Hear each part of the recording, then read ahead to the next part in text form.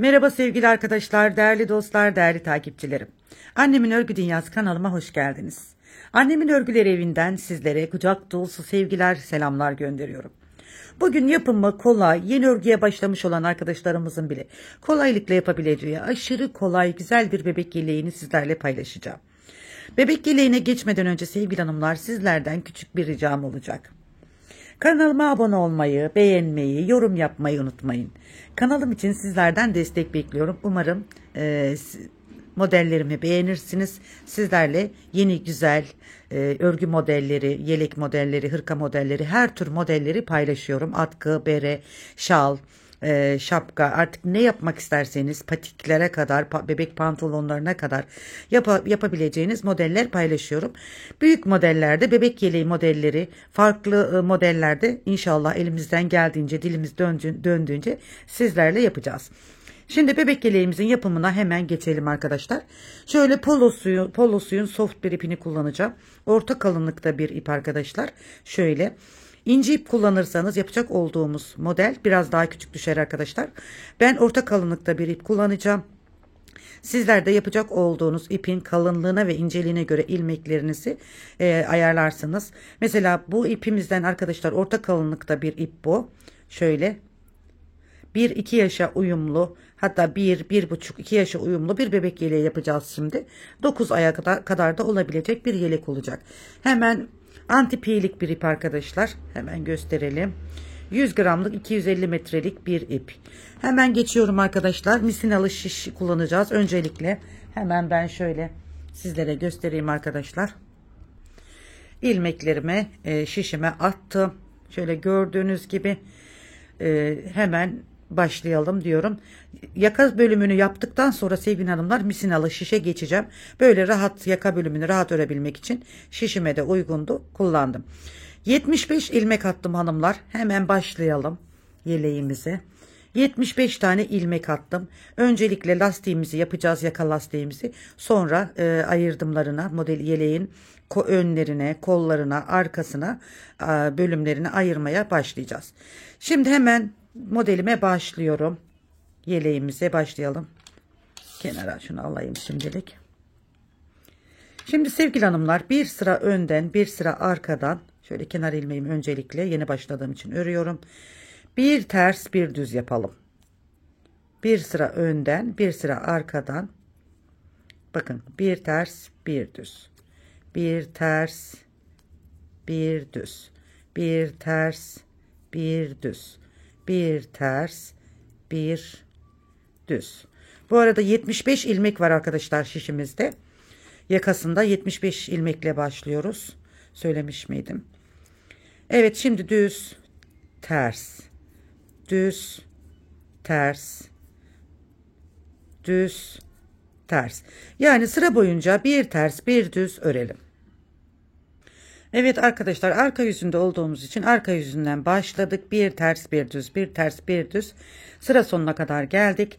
Şimdi bir sıra arka yüzden yaptım. Bir sırada ön yüzden yapacağız. Kenar ilmeğimi örmeden aldım. Bakın, düzü düz, tersi ters, düz, ters, düz, ters, düz, ters. Yani lastik yapar gibi. Şöyle düz, ters.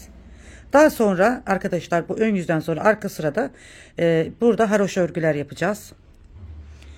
Burada şimdi bir ters bir düzü bitirdikten sonra arkadan düz ilmeklerle başlayarak arkadaşlar, iki tarafa da düz ilmek yaparsanız da haroşa örgü çıkar. İki tarafta ters örgü yaparsanız da haroşa örgü çıkar. Haroşa örgümü ben düz örgülerle yapıyorum. Şimdi bir ters bir düz, bir ters bir düz, bu işlemi yaptıktan sonra düz ters, düz ters. Arkasından tüm sırayı düz öreceğiz. 3 sıra haroşa örgü yapacağız üzerine. Evet, ön yüzden de bakın şöyle bir ters bir düzümü yaptım. Şimdi arka sırada arkadaşlar hiçbir işlem yapmayacağız, bir ters bir düz olarak değil. Tüm ilmeklerimi düz olarak öreceğim. Hem ön yüzde hem arka yüzde 3 sıra haroşa örgü sırası oluncaya kadar tüm ilmekleri düz örelim.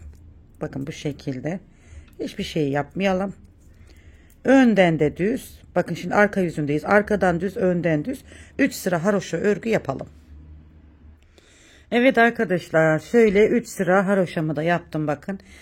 Bir sıra arkadan ters yapmıştık. Bir ters bir düz yapmıştık. Bir sırada önden bir ters bir düz yaptık. Daha sonra 1, 2, 3 sıra haroşa örgümüzü yaptık.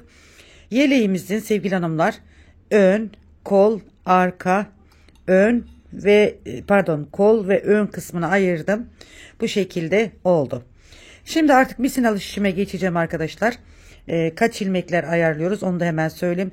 Önde 15 ilmek yaptım arkadaşlar. Ön için 15 ilmek ayırdım. Hemen bir tane ilmek artış, yani yeleğimizin ön cephemizi büyüteceğimiz artış ilmeği yaptım bir tane. 10 tane yine kol için ilmek ayırdım.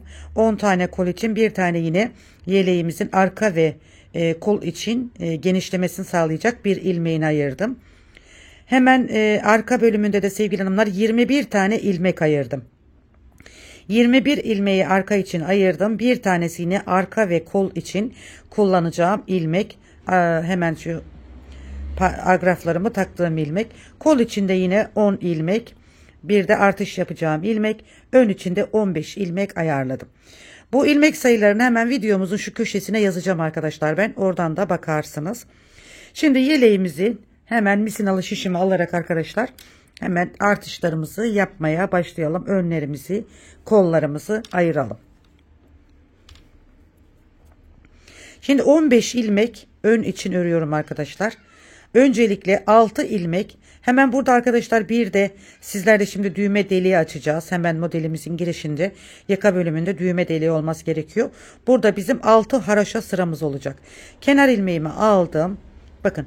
Kenar ilmeği ve sonrasında 2 tane ilmeği yaptıktan sonra bir kez doluyorum. Bu 2 ilmeği birlikte örüyorum. 1, 2, 3, 4. Şimdi 5, 6. 6 ilmek düz ilmeğimizi yapmış olduk. Burada da düğme deliğimizi açtık arkadaşlar. İlk düğme deliğimiz. Şimdi burada 1, 2, 3, 4, 5, 6 tane kenar patımız burası. 6 tane ilmeğimiz var. Sayalım, 15 ilmek olacak. 6, 7, 8, 9, 10, 11, 12, 13, 14, 15. Bakın ön için 15 ilmeğimizi ördük. Burada hemen sevgili hanımlar bakın hemen bu aparatımı çıkarıyorum. Hemen bu aparat takılı olan ilmeğimin hemen önünden bir kez doluyorum. Bir tane düz örüyorum. Bakın ön için ilk arttırmamı yaptım. Şimdi kol için yapacağım. Bir kez doluyorum. Kol içinde 10 ilmek örüyorum bakın. 1, 2, 3, 4, 5, 6, 7, 8, 9 ve 10. 10 için kol içinde 10 ilmeğimi ördüm. Bakın yine agrafım takılı. Hemen bu agrafımı çıkarıyorum. Bu bir ilmeğimizin önce bakın kol için bir ilmek arttırıyorum. Bir düz örüyorum. Arka için sevgili hanımlar bir ilmek arttırıyorum. Hemen burada 21 tane düz ilmek örüyorum. 1, 2, 3, 4, 5, 6, 7, 8,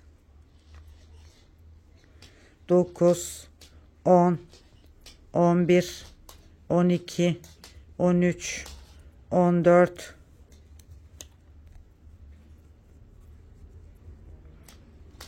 15, 16, 17, 18, 19, 20, 21. Evet, arka ilmeklerimizde 21 ilmek ördük. Şimdi yine bakın burada agrafımız var. Hemen çıkartıyorum. Bu bir ilmeğin önce arkası için arttırımını yapıyorum. Bir düz örüyorum. Sonra burada kolumuz için bir arttırıyorum. Yine 10 ilmek düz. 1, 2, 3, 4, 5, 6, 7, 8, 9 ve 10. Kol içinde 10 ilmeğimi yaptım. Şimdi yine burada bir tek ilmeğim, son agrafım kaldı. Hemen onu da alıyorum. Yine arka için bir ilmek arttırıyorum. Bakın arkanın büyümesi için bir düz örüyorum. Bu düz ilmek bizim sağda ve solda ilmeklerimizin arttırma yapacağımız ilmeğin ortası arkadaşlar. Düz ilmek.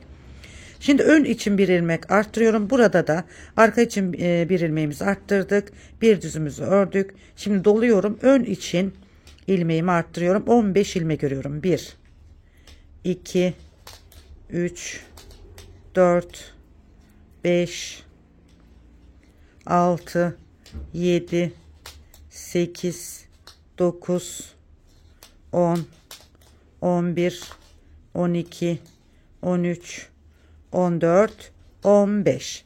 Evet, ön içinde 15 ilmeğimizi ördük. Şimdi kollarımızın ayrımını yapmış olduk arkadaşlar. Bu ajur, yani bu ajurlarımızın, bu düz ilmeklerin sağından ve solundan ilmek artışları yaparak yeleğimizi büyüteceğiz, genişleteceğiz hanımlar. Şimdi modelin arka yüzüne geçtik, yeleğimizin. Hemen burada 6 tane kenar patımız var arkadaşlar. Bu 6 kenar patını hep düz olacak. Yani önden de düz, arkadan da düz olacak. Şimdi 2, 3, 4, 5 ve 6. Kenar patımızı uyguladık arkadaşlar. 2, 4, 6. Bakın 6 tane düz ilmek, yani haroşa örgü yaptık. Kenar patımızı uyguladık. Şimdi artış yaptığımız yerleri dahil olmak üzere tüm ilmekleri ters olarak örelim. Sıra sonunda 6 ilmeğimiz kalana kadar arttırdığımız ilmekleri de dahil olmak üzere bakın tüm ilmekleri ters örerek sıra sonuna gelelim arkadaşlar. Sıra sonunda 6 tane ilmeğimiz kalacak.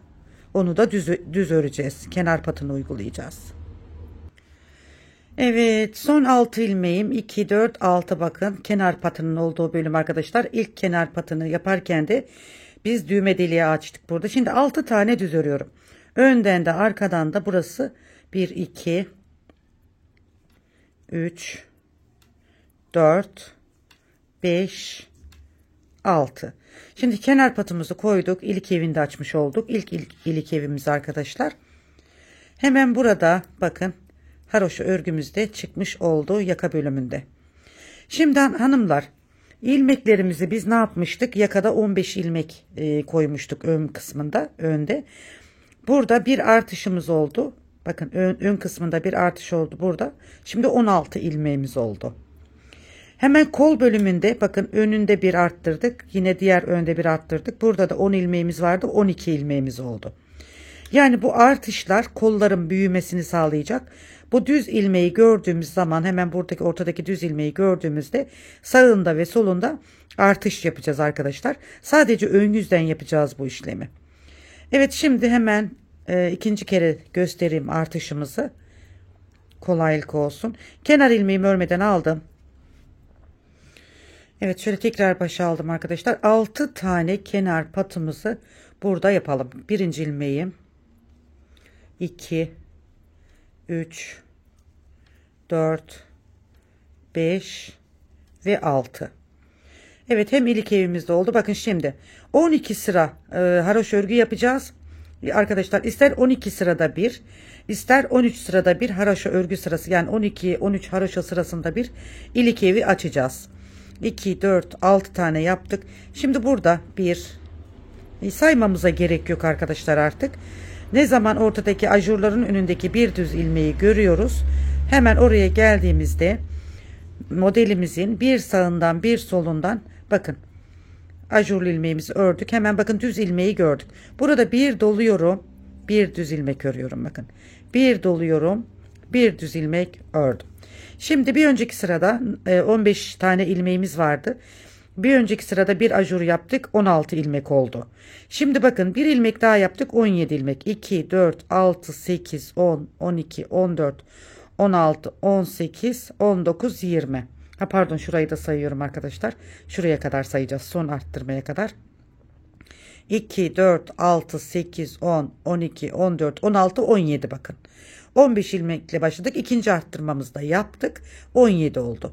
Şimdi burada hemen kolumuzun şimdi bizim 10 ilmekle başlamıştık. 12 oldu. 14 ilmeğimiz olacak bakın.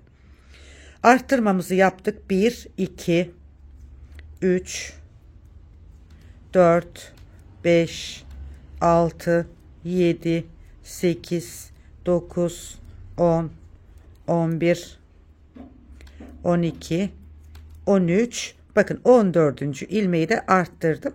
Ortadaki düz ilmeği gördüğümüz zaman sağında ve solunda arttırma yapıyoruz. Şimdi arkamızda sevgili hanımlar 21 ilmek başlamıştık. 23 ilmek olmuştu. Şimdi 25 ilmek olacak. Bir kez doluyorum. Bu şekilde hanımlar artışlara devam edeceğiz. 1, 2, 3, 4, 5, 6, 7, 8, 9, 10, 11, 12, 13, 14, 15, 16, 17, 18, 19, 20, 21. Normalde bizim 21 tane ilmeğimiz vardı. Bir artış yaptık. 23 oldu. Şimdi bakın 23'ten sonra tekrar sayalım. Burada 21, 22, 23. Bu ikinci artışımızın sayısıydı arkadaşlar. Bakın bu da şimdi 24. 25 oluyor arkadaşlar. 23 buydu. Bu da 25 oluyor. Yani hem sağında hem solunda artış yaptığımız zaman ortada 25 tane ilmeğimiz oldu. Yine bakın hemen doladım. Bir düz ördüm. Önüm için yine hemen bir de doladığımız ilmeği de sayacağız. Bakın dolamadık. 1, 2, 3, 4, 5, 6, 7, 8, 9, 10, 11, 12, 13. Bakın bir kez doluyorum 14. Hemen ortadaki düz ilmeğimi örüyorum. Artışlarımız yani bu şekilde olacak arkadaşlar. Sağında ve solunda ilmeklerimizi arttırdığımız zaman hem kollarımız hem arkası hem önler bu şekilde büyüyecek. Hemen önümüzü örüyorum. 1. Burada artışı unutmayacağız. 1, 2, 3, 4, 5, 6, 7, 8, 9, 10, 11, 12, 13, 14, 15, 16 ve 17 bakın. Şimdi arkadaşlar ilmeklerimiz artık artışlarını da gösterdim. Dediğim gibi bu düz ilmeğe geldiğimizde sağında ve solunda artış yapacağız. Her düz ilmeğe geldiğimizde hem sağında hem solunda. Bu şekilde sevgili hanımlar bizim 18 tane ajurumuz oluncaya kadar devam edeceğiz. Şuradaki ajur sayıp şimdi 1 oldu. Bakın ikinciyi yaptık. Şimdi arkasından da tüm ilmeklerimizi kenar patlarımızı ters yapacağız. 6 ilmek sağda ve solda önden ve arkadan ters olacak. Modelimizin kendisi önden düz arkadan ters. Kenar patlara geldiğimde dediğim gibi haroşa örgü olacak. Artışlarımız da bu şekilde 18 tane ajurumuz oluncaya kadar devam edeceğiz. 18 ajurdan sonra yeleğimizin kollarını ayıracağız. Toplayacağız. Önleri aşağı kısmını etek kısmını birlikte yapacağız. Şimdi ben modelimi kamera arkasında tamamlayıp geliyorum arkadaşlar. Evet arkadaşlar robamı tamamladım. 18 ilmek oluncaya kadar ajur oluncaya kadar ajurlarımı tamamladım. Hemen şu delikten 1, 2, 3, 4, 5 yani 18 tane ajur deliği olacak arkadaşlar burada. Şöyle hemen sayalım şuradan 1, 2, 3, 4, 5, 6, 7, 8, 9, 10, 11, 12, 13, 14, 15, 16, 17 ve 18 bakın. 18 tane ajur yaptık yeleğimizde. Önler için sevgili hanımlar burada önde 33 ilmek oldu. Kolumuz hemen şurada kolumuz 48 ilmek. 48 ilmek. Arka 57 ilmek oldu arkadaşlar. Yine kolumuz 48 ilmek. Önümüzde 33 ilmek oldu. Bu şekilde ajurlarımı yaptım. yeleğimin büyüklüğünü sağladım arkadaşlar. Bu yeleğimiz sevgili hanımlar şöyle olacak. Hemen göstereyim. 1-2 yaşa kadar, 2 yaşa kadar, 2,5-3 yaşa kadar olabilecek bir yelek hazırladık arkadaşlar. Zayıf çocuklarda arkadaşlar 3 yaşa kadar giyebilir. 1-2 yaş yeleği yaptık. Şu anda başlamış olduk, yapmış olduk. Gördüğünüz gibi 12 sıra arayla ilik evini açtım arkadaşlar şöyle. Hemen ilk ileğimizi birlikte açmıştık. 12 haroşa sırası şu aradaki 12 haroşa sırası ve 13. sıraya geldiğimde yine ikinci ilk evimi açtım. Şimdi sevgili hanımlar hemen şu önümüzü örelim. Önümüzü örelim. Burada kolumuza şey yapacağız. Hemen kol kenar bandını yapacağız burada kollarımız için. Kenarda burada sevgili hanımlar 6 tane kenar bandımız var. Şöyle birinci ilmeğimi aldım. 1, 2, 3, 4, 5, 6. 6 kenar bandımı haroşamı yaptım. Şimdi sayıyorum arkadaşlar. 1, 2, 3, 4, 5, 6, 7, 8, 9, 10, 11, 12, 13 saymamıza gerek yok. 33 tane hemen önümüzü örüyoruz arkadaşlar burada. Burayı öreceğiz. Kolumuzda kenar bandı yapacağız. 3 sıra haroşa örgü yapacağız arkadaşlar. Hemen önümüzü tamamlayalım.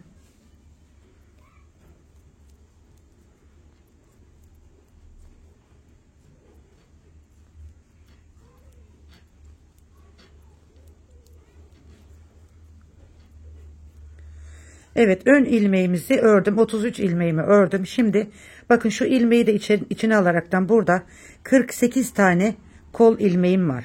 Bu 48 ilmeğimi önden düz arkadan ters 3 sıra haroşa örgü yapacağız arkadaşlar. Kol bandını oluşturacağız. Önden de düz, arkadan da düz olarak 1 2 hemen sayalım 1 2 3 saymamıza gerek yok. İlmeklerimizi diğer kesim yaptığımız yere kadar örelim. Önden de düz, arkadan da ters olarak şöyle. Evet, hemen şu kollarımızı ördüm arkadaşlar. Hemen bakın şu ortadaki düz ilmeği de kola alıyorum, ördüm ve buradan geriye döneceğim arkadaşlar. Şimdi şu düz ilmeğimizi de içine alaraktan bu ortadaki düz ilmeklerimizi 3 sıra kol için haroşa örgü yapacağım. Yine bakın arkaya döndüm. Buradan geriye gitmedim. Döndüm. Hemen kenar ilmeğimizi hemen aldım. Yine bakın düz ilmek. Yani kol bandı 3 sıra kol bandı oluşturacağız.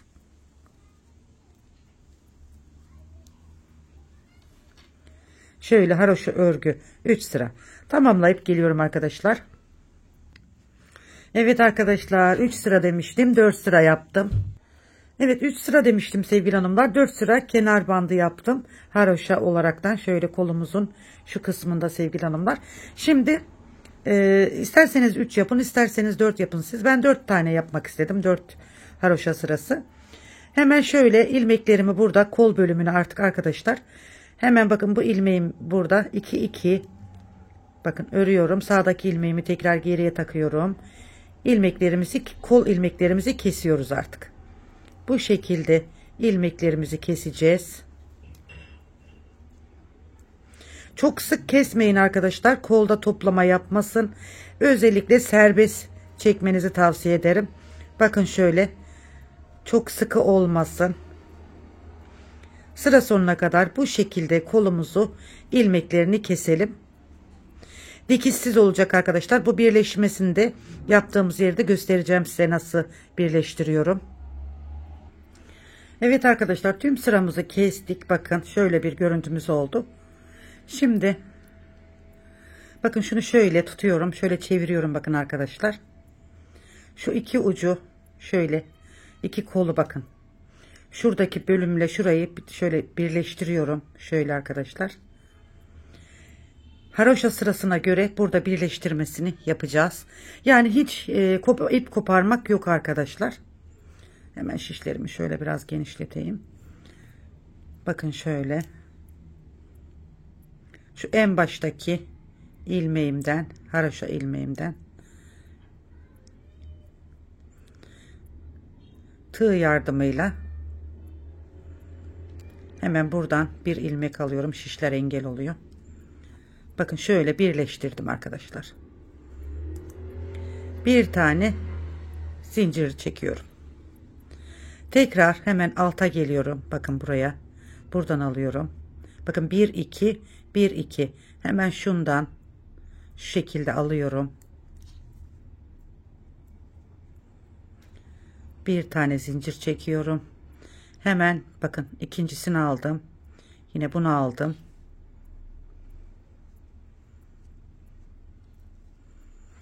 Bir tane zincir. Son ilmekleri alıyorum. Bakın hemen burada.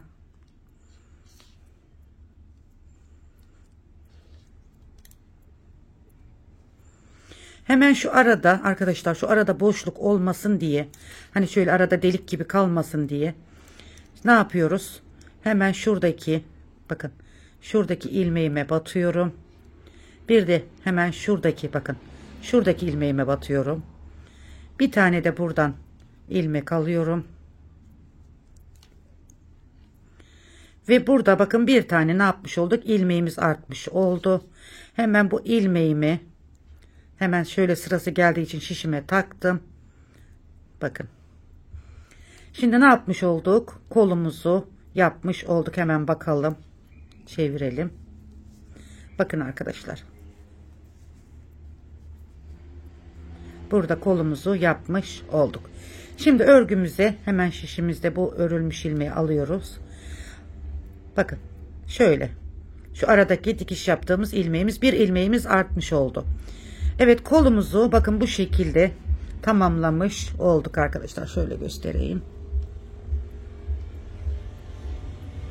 Yeleğimizin kolunu şu şekilde hazırlamış olduk. Şimdi sevgili hanımlar, bu aradaki arka ilmeklerimizi yine diğer kolumuza kadar, bu arka ilmekleri diğer kolumuza kadar düz ilmekler öreceğiz. Yine burada şu ilmek dahil olmak üzere şu aradaki artış yaptığımız ilmekten ilmeği de alarak, buradaki artış yaptığımız ilmeği de alarak bu aradaki ilmekleri yine aynı buradaki yaptığımız kol gibi, yani 4 sıra haroşa örgü yapmıştık ya, aynı kolumuzu burada uygulayacağız. Şimdi aradaki ilmeklerimizi düz olarak örelim. Bakın kolumuzu yaptıktan sonra hemen devam ediyoruz ilmekleri. Bu arka ilmeklerini bakın hiç kesinti olmadan devam ediyoruz. Düz olarak öreceğiz. Evet, bu şekilde arka ilmeklerini düz olarak örelim. Diğer kol bölümüne gelip sevgili hanımlar, buradaki kolumuzu da aynı bu şekilde yapalım, devam edelim. Şimdi arka planda ben bu kolumu da yapıp hemen sizlere hazırlayıp geleceğim arkadaşlar. Videomuzu uzatmayalım. Evet arkadaşlar, bakın şöyle diğer kolumu da yaptım. Şöyle diğer kolumuzu da yaptım. Kollarımızı yaptık. Şimdi beden bölümüne artık uygulayacağız arkadaşlar. Kollarımız bu şekildeydi. Birinci kolumu nasıl yaptıysam ikinci kolumu da aynı şekilde yaptım arkadaşlar. Şimdi sevgili hanımlar, artık hiçbir kesimimiz kalmadı. Hemen çevirelim şöyle yeleğimizi. Şimdi tüm arka ilmekleri, bakın arka ilmekleri ve ön ilmeklerimiz sevgili hanımlar, bu şekilde tüm ilmeklerimiz, yani şişimizdeki şu an tüm ilmekleri düz olarak aynı şu hemen kolda yaptığımız gibi haroşa örgü yapacağız arkadaşlar. Şu anda hiçbir işlem yapmayacağız. 3 sıra haroşa örgü yapacağız. Şu anda şişimizde takılan ilmeklerle. Evet, 3 sıra önden de düz, arkadan da düz olarak ben bu haroşa örgüsünü yapıyorum. Hem önden düz hem arkadan düz 3 sıra haroşa örgüsü yapıp gelelim arkadaşlar. Kol işlemimiz bitti. Beden bölümüne geçtik artık. Evet, şöyle kollarımızı da yaptıktan sonra yeleğimizi görelim.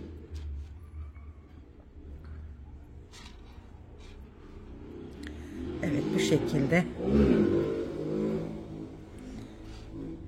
Evet, şimdi dediğim gibi 3 sıra haroşaya yapalım gelelim.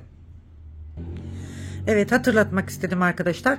Bu kollarımızı yaptıktan sonra örgünün ön yüzünden bu kol işlemlerimizi yaparak geldik. Arka sırada tüm işlemlerimi, tüm kenar patını önden düz, arkadan ters, iki taraftan da düz yapıyoruz. Arkadaki tüm ilmekleri ters örüp sıra başına gelip yine kenarda 6 kenar patımızı yapıyoruz. Düz ilmeklerimizi yapacağız sevgili hanımlar. Daha sonrasında 3 sıra haroşa örgümüzü yapacağız. Evet, burada kenar patımı 6 tane yaptım. Bakın şu arkada ön yüzde kollarımızı yaparak gelmiştik. Bu arkada kenar patına kadar tüm ilmekleri ters örüyorum bakın. Ön yüze geçtiğim zaman da hani tekrar söyledim, yanlış anlamayın, unuttuğum için hatırlatmak istedim. Tüm sıramı ters öreceğim. Ön yüzden de geçtiğimde 3 sıra haroşa örgümü yapacağım arkadaşlar. Evet, sıra sonunda 6 kenar patına kadar ters örelim. 6 kenar patımızı önden de düz, arkadan da ters örelim. Evet arkadaşlar, 3 sıra haroşamı yaptım. Şöyle gördüğünüz gibi 3 sıra haroşayı yaptım. Tüm ilmeklerimi arkadan düz, önden de düz ördüm. Şimdi bu haroşa örgüsünde yaptıktan sonra artık arkadaşlar yeleğimizin desenini kurmaya sıra geldi. Şimdi aşağıya doğru bölümünü tamamlayacağız. Daha sonra modelimizi kuracağız şimdi arkadaşlar. Modelimizi de kurmak için de hemen onu da göstereceğim, nasıl model kuruyoruz. Evet, şöyle hemen bir düzenleyeyim istemiştim. Evet, şimdi şu etek kısmı, yani şu alt kısmını yapacağız. Artık kollarımız, gövdemiz, roba kısmımız tamamen bitti. 3 haroşamızı yaptık. 3 sıra haroşamızı da sevgili hanımlar. Şimdi hemen desenimi kurmaya başlayacağım. Öncelikle modelim sevgili hanımlar, kuracak olduğumuz model 4 ve 4'ün katlarından oluşmakta. Burada 2, 4, 6. Bakın buradaki 6 tane ilmeğimi ayırıyorum. 2, 4, 6. Burası bizim kenar patımız. Bu 6 ilmekten sonra yine aynı şekilde hemen burada sevgili hanımlar diğer kenar patımızda 2, 4, 6. Bu kenar patlarının dışında bu ortadaki ilmekler 4 ve 4'ün katları olacak. Evet, şöyle yapalım. 2, 4, 6. Şu kenar patları, şu ortadaki ilmekler, yani işleyecek olduğumuz bu bölümdeki ilmek sayısı 4 ve 4'ün katlarından oluşacak arkadaşlar. Hemen desenimi kurmaya başlıyorum. Eğer sizin kenar patlarından sonra bu ortadaki ilmekleriniz 4 ve 4'ün katlarından oluşmuyorsa sevgili hanımlar, hemen aralarından, haroşa örgülerinden kaç tane eksiğiniz varsa ilmek alarak ilmeğinizi, model ilmeğinizi tamamlayabilirsiniz. Kenar ilmeğimi örmeden aldım. 6 tane kenar haroşamı yapıyorum. 1, 2, 3, 4, 5, 6. Bu arada modeli, şimdi yeleğimizin artık modelini kuracağız. Modelin birinci sırasındayız. 2, 4, 6. Modelimiz 2 sırada bir kendini tekrar eden efsane güzel bir model arkadaşlar. 6 kenar patını yaptık. 2, 4, 6. Şimdi burada 2 ilmek ters örüyorum. 1, 2. Bakın 2 ilmek ters örüyorum. Burada 2 tane, bakın 1, 2 tane ilmeğim var. Bu 2 ilmeğin arasındaki şu boşluktan bir ilmek alıyorum. Uzattım. Bir de ilmeğimi örüyorum. Bakın. Hemen şu 2 ilmeğin arasındaki boşluktan bir ilmek alıyorum. Uzattım. İlmeğimi de örüyorum. Evet, bir deseni kurduk. Bakın 2 ters, 2 tane de modelimizi. Şimdi yine 2 ters, 1, 2 ara ilmeğimizi ördük. Yine bu 2 yaptığımız ilmek gibi hemen şu 2 ilmeğin arasından bir ilmek alıyorum. İlmeğimi uzatıyorum. Bir de düz ilmek örüyorum. 2 ilmeğin arasından bir ilmek alıyorum. Uzatıyorum. İlmeğimi örüyorum. Evet, bakın 2 tane modeli kurduk. 2 ters. Ara ilmeklerimiz 2 ters. Yine bakın tekrar modeli uyguluyorum. 2 ilmek üzerinden. Birinci ve ikinci ilmeğin arasındaki boşluktan girdim. İlmeği uzattım. Hemen ilmeğimi örüyorum. Yine 2 ilmeğin arasından bakın. Boşluktan bir ilmek aldım. İlmeğimi örüyorum. Bu işlemi 2 defa yapıyoruz bakın. 2 defa bu işlemi yapıp araya 2 ters ilmek yapıyoruz. Bu şekilde hanımlar bakın. Kenar patından sonra 2 ters, 2 ilmeği model uyguluyoruz. 2 ilmeği ters yapıyoruz. 2 ilmeğe model uyguluyoruz. 2 ilmeği ters yapıyoruz. 2 ilmeğe model uyguluyoruz. Biraz büyüttüm ekranımızı arkadaşlar. Evet, bu şekilde. Şimdi 2 ters. Bakın 2 ters. Yine 2 ilmeğin arasındaki boşluktan giriyorum.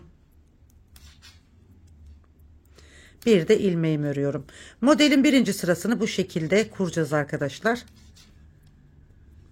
Uzattım. Bir de ilmeğimi örüyorum. Evet, bakın bu şekilde. 2 ters 2 model yapıyoruz bakın. Hemen şimdi 2 tersi yapıyoruz. Yine 2 ilmeğin arasındaki boşluktan girdim. Bir de ilmeğimi ördüm. 2 ilmeğin arasındaki boşluktan girdim. Bir de ilmeğimi ördüm. Arada 2 ilmek ters örüyorum. 2 ilmeğin arasındaki boşluktan girdim. Bir de ilmeğimi örüyorum. 2 ilmeğin arasındaki boşluktan giriyorum. Bir de ilmeğimi örüyorum. Ara ilmeği olarak 2 tane ters ilmeğimi örüyorum. Evet, sıra sonuna kadar bu şekilde devam edecek arkadaşlar. Son 6 patımıza kalana kadar, yani şuradaki son 6 haroşa ilmeğimiz yine önden düz arkadan ters olacak. Bu şekilde sıra sonuna kadar modelimizi kuralım arkadaşlar. Evet, 2 tersimi yapıyorum. 2 ilmeğin arasına giriyorum. İlmeğimi düz örüyorum. 2 ilmeğin arasına girdim.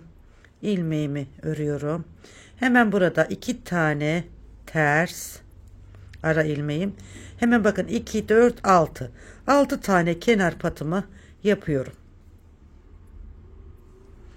4 ve 4'ün katlarından oluşan modelimizin, dediğim gibi hanımlar, siz yeleği örerken bu kenar patlarını hesaba koymuyorsunuz, onları çıkarıyorsunuz. Ortadaki ilmekleriniz yapacağınız modelin ilmek sayılarından eksik veya fazla geliyorsa, eksikse birkaç ilmek aralardan alarak arttırabilirsiniz.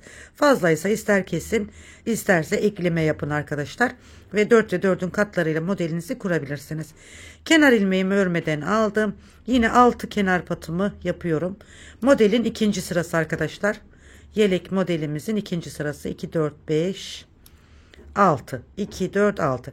Kenar patlarımı yaptım bakın. Burada bakın 2 tane düz ilmeğim var. İkisini düz olarak örüyorum.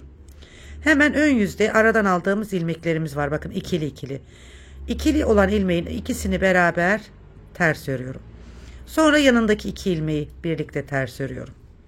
Ben bu modeli video modeli olarak anlatmıştım size arkadaşlar. Yapan arkadaşlarımız biliyordur. 2 ilmek düz. Bakın. Yine ikili ilmeğimin ikisini birlikte ters. Buradaki ikili ilmeğimin de ikisini ters örüyorum. Aradaki 2 ilmeğimi düz. Bakın. Yine ikili ilmeklerin ikisini birlikte ters. İkili ilmeğimin diğer ikisini birlikte ters. Arada 2 düz ilmeğimiz var bakın. Modelimiz çok kolay hanımlar. Burası ikinci sırası ve son sırası. Model ilerledikçe kendini gösteriyor. Harika bir model. Bakın ikili ilmeklerimizin ikisini birlikte topluyorum. 2 düz. Bakın 2 2 ilmekler. 2 düz ilmek, ikili 2 tane ilmek, 2 düz ilmek, ikili 2 tane ilmek. Modelin ikinci sırasında ve arka sırasında yaptığımız işlem bu arkadaşlar. Çok kolay, yeni öğrenen arkadaşlarımızın bile kolaylıkla yapabileceği harika bir model. Biliyorsunuz kanalımda benim 1001 çeşit modeller var arkadaşlar. Yelekler, hırkalar, süveterler, atkılar, bereler yapabileceğiniz. Yine kanalımdaki yelek modellerinden bakın sizlere harika bir yelek, bebek yeleği sunuyorum. İnşallah beğenirsiniz. Evet, ikili ikili bu şekilde 2 2. Evet, modelimizin ikinci sırasında arka yüzü de bu şekilde yapıyorum arkadaşlar. Evet arkadaşlar, bir kez modelimi kurdum. Şöyle, tabi şu an hiç belli değil. Model ilerleyince belli olacak arkadaşlar. Çok güzel bir model. Şimdi ikinci kez modeli hemen kısa kısa göstereyim arkadaşlar. Videomuzu uzatmayalım. Videomuz yeterince uzadı. Tabii ki adım adım sizlere bunu öğreterek gittiğim için biraz uzadı arkadaşlar. Evet, modelimi ikinci bir kez daha gösteriyorum. Kenar ilmeğimi aldım. Hemen 1 2 3 4 5 6 tane kenar patımı yaptım. Burada 2 tane ters ilmeğim var bakın. Daha sonra model kurduğumuz yere geliyoruz arkadaşlar. 6 kenar patı, 2 tane ters ilmek. Bakın desen kurduğumuz yere. 2 ilmekle kuruyorduk. Bakın 2 ilmeğin arasındaki boşluktan 1 ilmek alıyorum. Bir de ilmeğimi örüyorum. Yine 2 ilmeğin arasından boşluktan bir ilmek alıyorum. Bir de ilmeğimi örüyorum. Arada 2 ters ilmeğim var. 1, 2. Bakın. Yine 2 ilmeğin arasından boşluktan bir ilmek alıyorum. Düz ilmeğimi örüyorum. 2 ilmeğin arasındaki boşluktan bir ilmek alıyorum. Yine düz ilmeğimi örüyorum. Bakın. Model ilerledikçe çok güzel ve sizlerin de çok sevdiği, beğendiği bir model hanımlar. Hemen aradaki 2 ters ilmeğimi ördüm. Yine bakın. Model kurduk ya, 2 tane ilmek, bak burada düz ilmek var gibi arkadaşlar.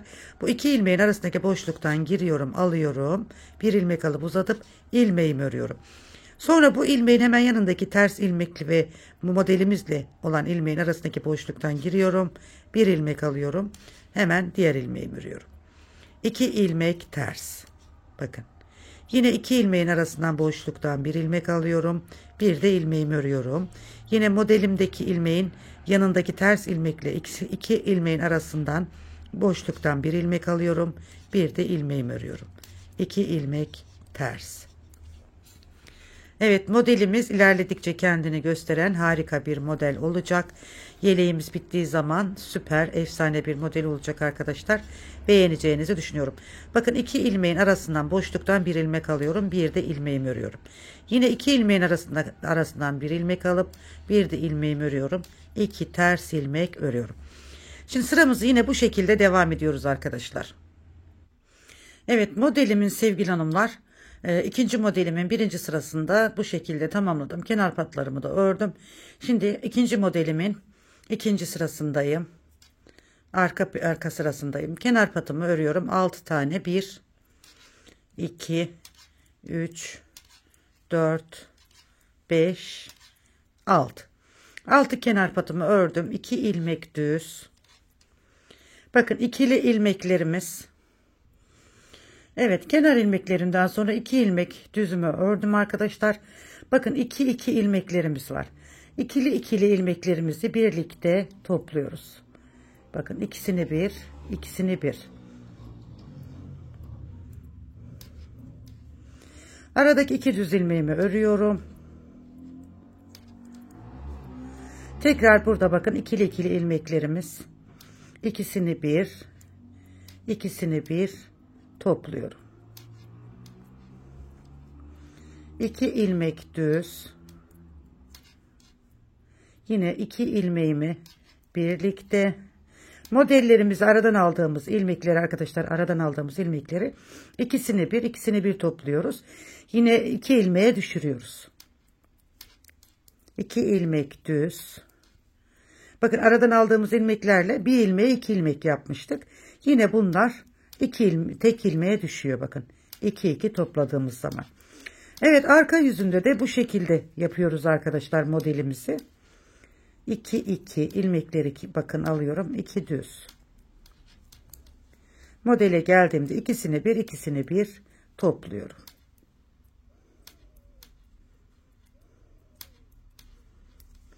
Evet, bu şekilde devam edeceğiz arkadaşlar. Evet arkadaşlar, ben sizlere şöyle 2 model anlatmış oldum. Bakın. Modelimiz bu şekilde 2 sırada bir kendini tekrar ediyor. Modelimizi ben sizlere anlattım arkadaşlar. Modeli bu şekilde devam edeceğiz.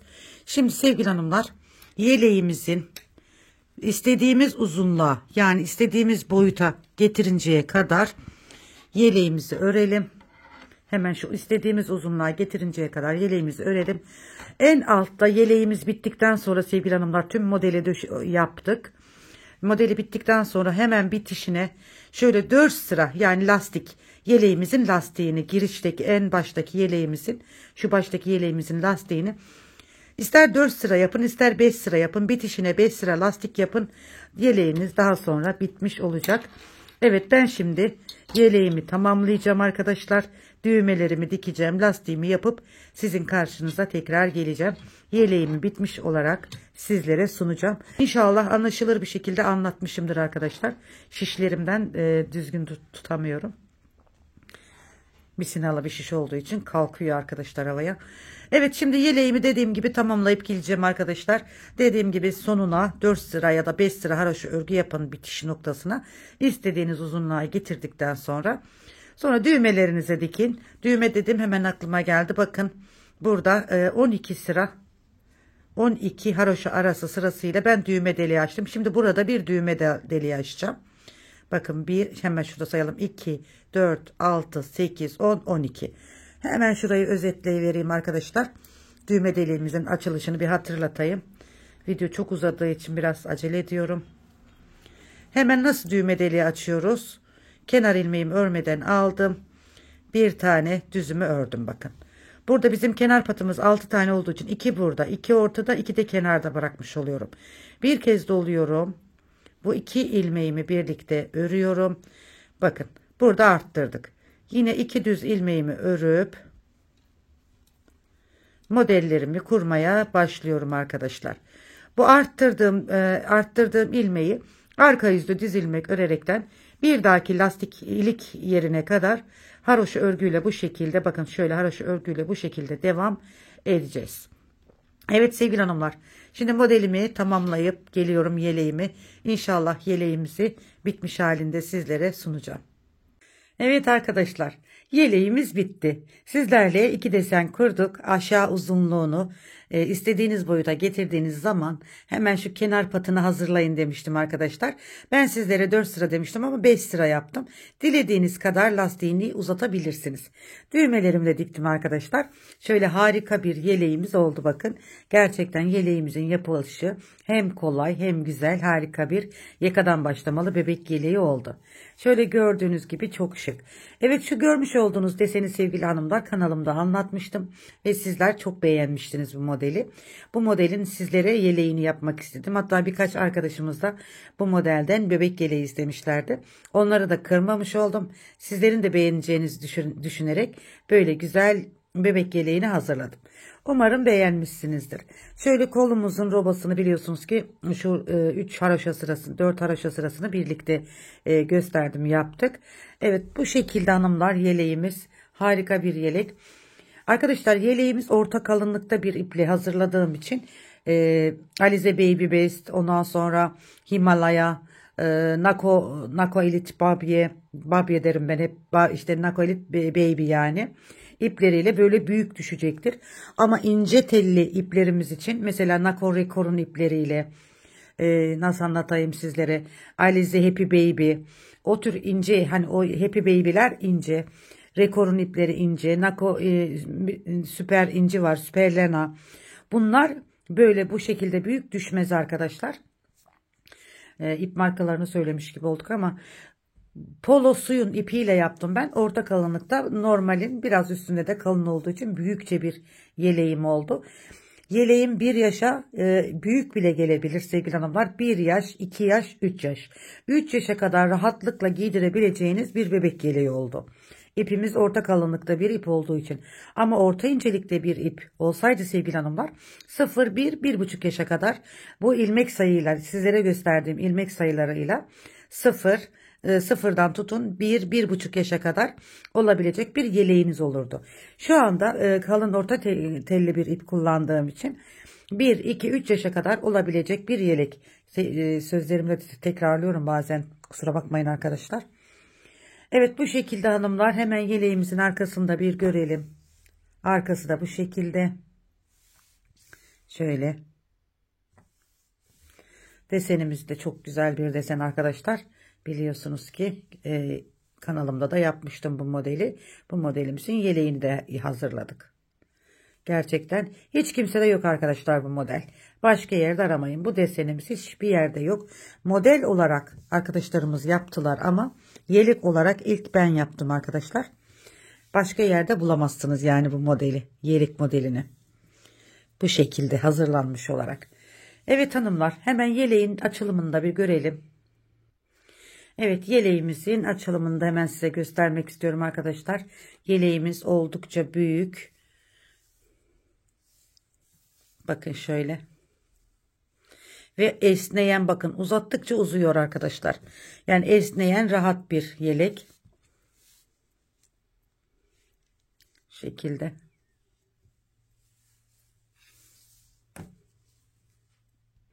Evet, yeleğimizin açılımı da bu şekilde arkadaşlar. Gerçekten şöyle bakın. Çok güzel oldu. Bir günde bir bebek yeleği yapabilirsiniz arkadaşlar bu modelden.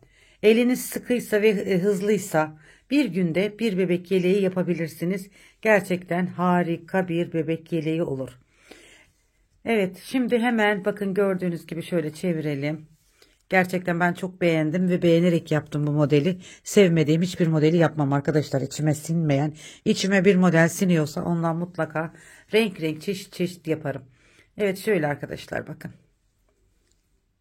Şöyle ekranda biraz büyütme yapayım, yakından da görün. Bakın. Evet, bir modelin daha sonuna geldik hanımlar. Evet, bu güzel yeleğimizin sonuna geldik. Şöyle sevgili hanımlar, hemen ölçülerini de size ben vereyim hemen. Şöyle yeleğimizin ölçüsü 26 santim. Eni bakın 26, pardon şuradan kaydırdım. 27 santim uzunluğuna, enine. Uzunluğuna bakalım.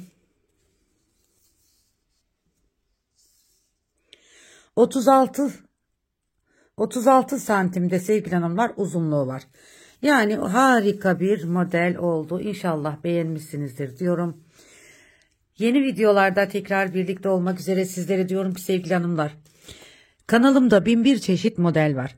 Tüm modellerimi görmek isterseniz kanalımı ziyaret ederek kanalımdaki tüm modelleri görebilirsiniz. Yelek modelleri, hırka modelleri, şal modelleri, süveter modelleri, atkı, bere, aklınıza ne geliyorsa her tür model kanalımda mevcut arkadaşlar. Evet, şimdi en güzel günler, en güzel yarınlar sizin olsun. Eğer yeleğimi beğendiyseniz arkadaşlarınızla, dostlarınızla, sevdiklerinizle paylaşmayı unutmayın. Bana destek olmak için abone olup yorum ve beğenilerinizle de kanalıma destek verirseniz çok mutlu olurum. En güzel günler, en güzel yarınlar sizin olsun. Allah'a emanet olun, en güzeline emanet olun. Hoşça kalın.